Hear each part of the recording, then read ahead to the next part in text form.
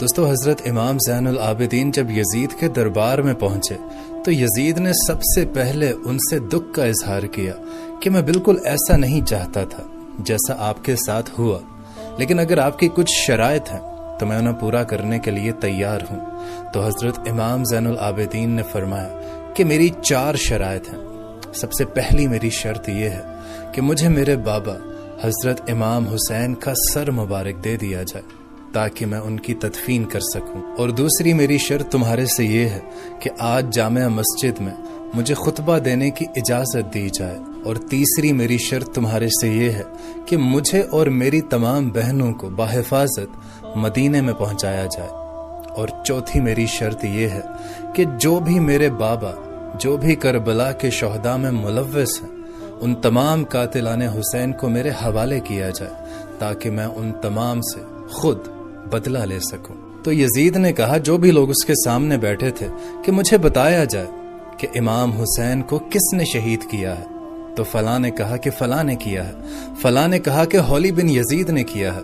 حولی بن یزید کہنے لگا کہ میرا امام حسین نے کیا بگاڑا تھا، میں اسے کیوں قتل کروں گا۔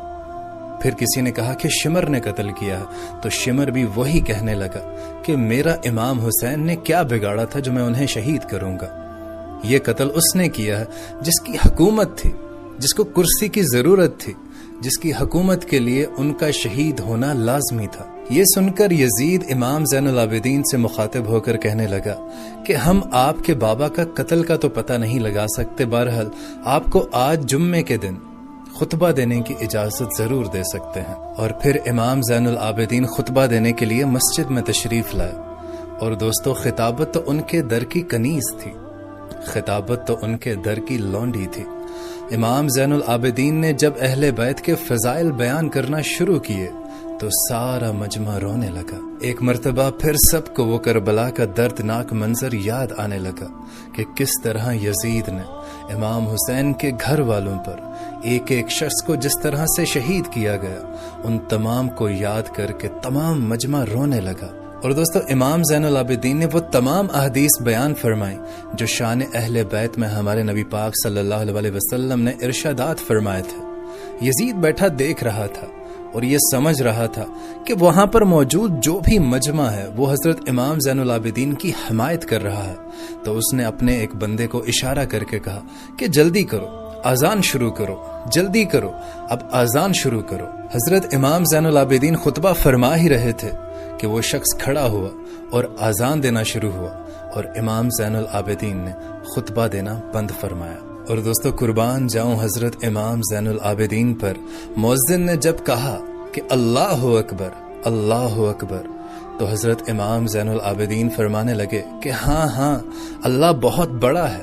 اللہ بہت بڑا ہے۔ لوگوں نے صرف زبان سے کہا ہے اور ہم نے خون دے کر گواہی دی ہے کہ اللہ بہت بڑا ہے۔ اور دوستو جب مؤذن نے اشہد ان محمد الرسول اللہ کہا، اشہد ان محمد الرسول اللہ کہا، جب حضرت محمد صلی اللہ علیہ وآلہ وسلم کا نام آیا،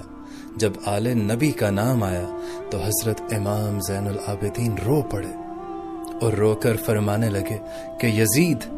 دیکھ تو صحیح، تو نے ہمارا تن من دھن سب کچھ اجاڑ دیا، لیکن آج بھی دیکھ آذان میں تیرے نانے کا نام ہے یا میرے نانے کا نام آ رہا ہے۔